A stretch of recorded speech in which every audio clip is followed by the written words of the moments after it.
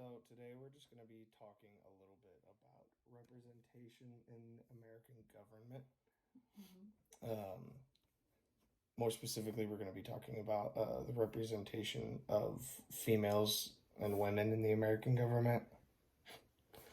Uh, so the first thing we're going to talk about is uh, in 2017 to 2018, the House of Democrats was made up of 54% women and racial and ethnic minorities, while the House of Republicans was only made up of about 12%. Um, in the Senate, Democrats were made up of 16 women and only about six racial or ethnic minorities. And Republicans were made up of about five women and three ethnic minorities. There are also a lot of no, get out. Sorry, my dog. Um, there are also a lot of disparities against openly gay people as well as religious members. Okay. Okay. Now, shoot. Uh, do you think that there are more women and ethnic minorities in the Democratic Party that hold seats, or do you think there are more in the Republican Party that hold seats? Democratic. Yeah. All right. Um, and uh, a lot of the conditioning and recruitment that happens with women and men happens in high school and college. Now, one of the big things is in high school, uh, most of the reports are men and women feel about the same. Like it's pretty much 50-50 on whether they feel that they can and want to hold a seat in government. Um, while only about one third of women in high school feel that they can't. Um, Only one third of women in high school feel like they don't have the capability or the want or drive to become a part of government. Um, Whereas when they get into college, that becomes about 50% of women. And why do you think that is? Why do you think women feel more more open to the idea of holding a seat in government in high school than they do when they get into college? Just give any answer. What do you think? Maybe because they're more open-minded. They're younger. They haven't been exposed to as much. So, dream big. Yeah. Well, that's a good theory, and that also might be something that factors into it.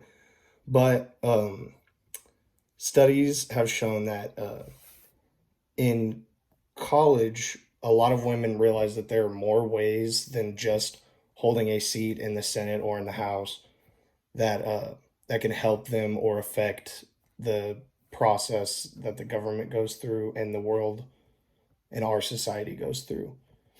So a lot of the times women will go through high school and they'll have the idea of wanting to hold a seat in government, and then when they get into college they get opened up to more ideas of what like their civil participation can be.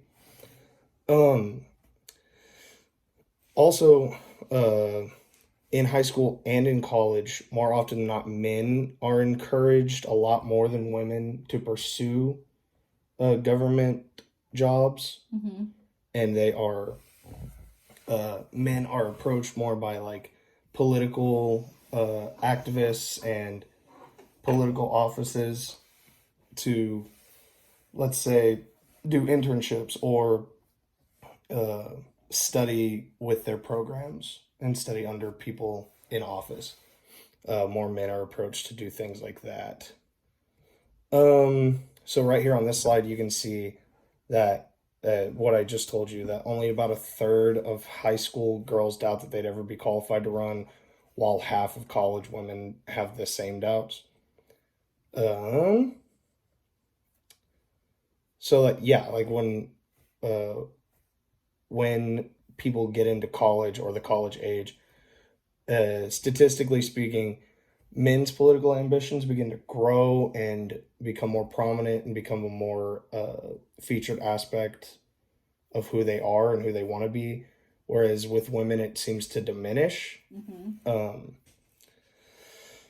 And there's a lot of different factors to that, which is one of them is the one that I told you about. And then another one is probably along the lines of what you were saying, where it's like they get opened up to more ideas and they have more, they kind of see the world for what it is and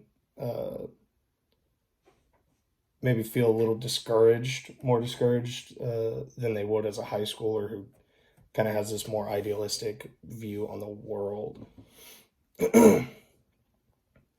um, the big difference is when they get into college, it's not until they get into college that the ambition gap, like to become an elected official, becomes statistically different for men and women.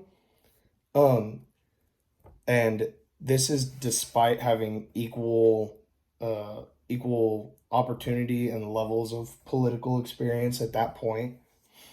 Um, it's just because at that point men are being highly encouraged, while women aren't seeing as much encouragement to pursue those same goals. Um, Now, when women do run for office, do you think if, like, let's say you and I are running against each other, do you think more often than not you would win in a political race against me, or do you think I would win? I think I would win. You think so? Mm-hmm. Is that just because you're older than me, or Only and who we slightly. are? I think overall, um, that people are drawn to women and trust women more. That's actually a really good idea. I'm not entirely sure why it is, but it is true that statistically speaking, more often than not, a woman will beat a man in a political race. So you're right about that. And oh, on this slide, going back just a little bit, sorry. These are different ways that you can be civically engaged. Mm-hmm. And these are some of the different reasons that lead women to stop pursuing a career in office or like never begin it Mm-hmm. after high school. So obviously there are three different types. One is running for office, but once you get open to the other ideas of like advocacy and activism, which is a lot of what a lot of women pursue, or community service, which is like just giving back and pursuing uh oh shoot pursuing like setting up community programs that will help Mm-hmm. everyone rather than having to go through the process of running for office, being put into place for office, then hoping that people agree with your ideas once you get into office. Mm-hmm. um and let me see. Yeah, I feel like that's a pretty good place to stop. It was a lot. Thanks. Do you have any questions at all? No. None at all. Nope. Alrighty. Well, let's go over one more thing real quick. Okay. Um, why is it that you think that women run for office at a lower rate than their male counterparts? I mean, for the reasons that we just discussed. Yeah, but like what, like why didn't you or don't you want to run for political office? Like, what led you to not have any interest in that? I personally have just never been interested in that. But I think that probably, again, this is personally, I have an idealistic view of the world. And it would not be very compatible with running, serving any kind of anything in office as it sits today, as our parties sit today, as our government sits today. So Cool. Well, thanks. Yeah, that's all. Thank you. thanks. Thanks, Mom. You're welcome.